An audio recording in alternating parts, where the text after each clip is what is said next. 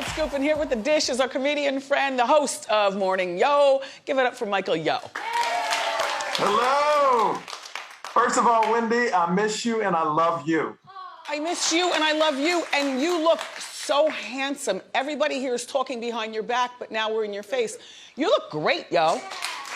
Thank you, thank you. Well, you know, I've been taking better care of myself after that whole Corona thing. So it's definitely, God bless me to be here. So I'm gonna take care of myself, Wendy. Yes. Michael, shoe cam, please. Are you wearing shoes? No, I'm barefooted, Wendy. I ain't got no shoes on. I'm at home, girl. Do you know Gary, by the way? Gary Owen, not personally, but I've run across him several times, and I see you crushing on him. So are we gonna make this happen or what, Wendy?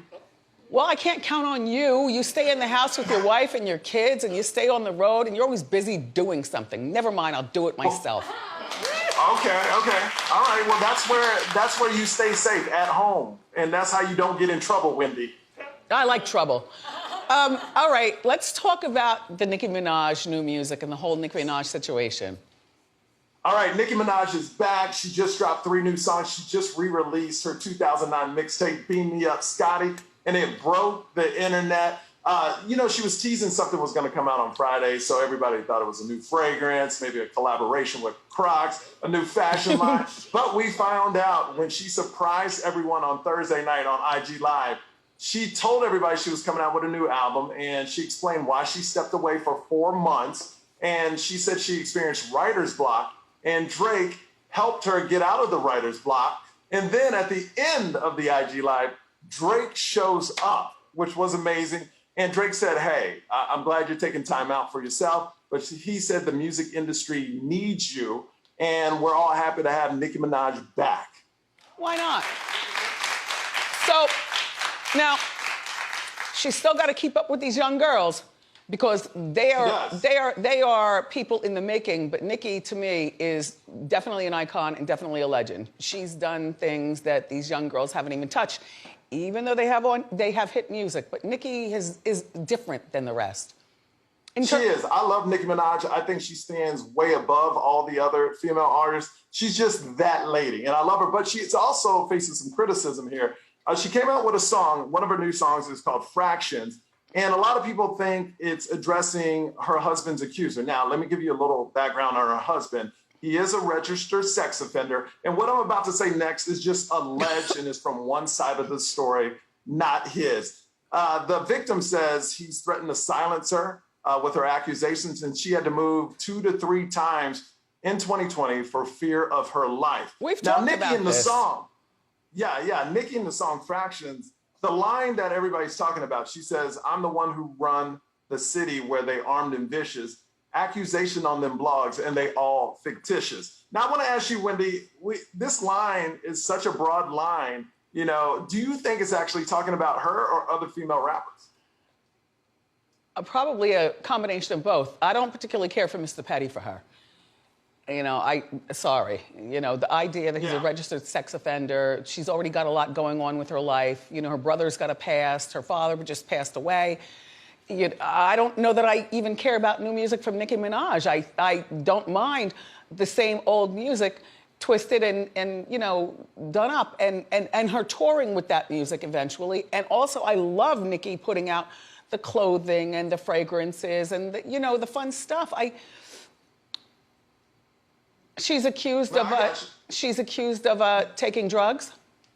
Yes. So on her IG Live, she was sniffing a lot. There was a lot of sniffing going on, and her fans were worried about her because they said, "Oh, she could be doing coke." But Nicki Minaj came out right away and just crushed all those rumors, and we have a clip. Mm-hmm. I wouldn't be embarrassed about any drug I did. That's why I talk about the drugs I do in my music. Always have, always will. If I'm off them, I'm off them, child. But I want to make this clear. So open everybody's ears, listen to your, clean them ears out. I have never, ever in my life, with my hand to Jesus Christ, and y'all know how I feel about my Lord and Savior, never in my life, ever, not even once, sniffed coke. Now, she says it was Allegra that she was taking because of allergies. So that's what she's saying. Okay. Let's talk about Prince Harry and Meghan Markle's and him calling it quits, and he's still talking. Yeah, so of course we all saw the Oprah interview, and we were all reeling from that. Well, he just did another interview with Dax Shepard, and Dax has an amazing podcast called Armchair Expert, and he discussed his upbringing and how his father wasn't really there for him. We have a clip. Let's take a listen.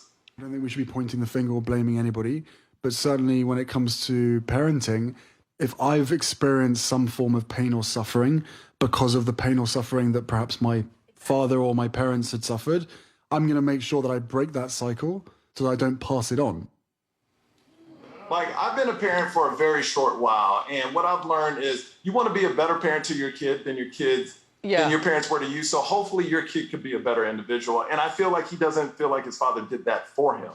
Yeah, but that's where he's here now as a parent, to be a better parent to his kids. And I just find, all right, he was a horrible father. He was a horrible husband to Diana. Harry and William have been through so much, and the whole kingdom has been through so much. I just want Harry to stop talking about it, only because there is no correcting the bad father that the old man is and was. I see what you're saying, Wendy. You say you want privacy, but you keep doing interviews. Right. And yeah. Right. That's what I'm saying. So are they happier, do you think, in America than they would be over there with those people? Yes, he came out on the podcast and said he's actually very happy. And there's this freedom where he can actually, in the morning, and it's really sweet, in the morning he can actually put Archie, his son, on a bike and just, just stroll around, and it's not a big deal, and there's no British press following him. And that's a beautiful thing where you can just spend time with your family and not be bothered. This is very true. All right. I think I'm done with this line of questioning. Thank you, Michael Yao. Michael, next time you come to New York, I definitely will see you, and I want to be front and center heckling. Yes, absolutely. I really do. Michael Yo, everybody. Michael Yo will be at the Comedy Cellar in Las Vegas, though, this weekend, so you enjoy him there.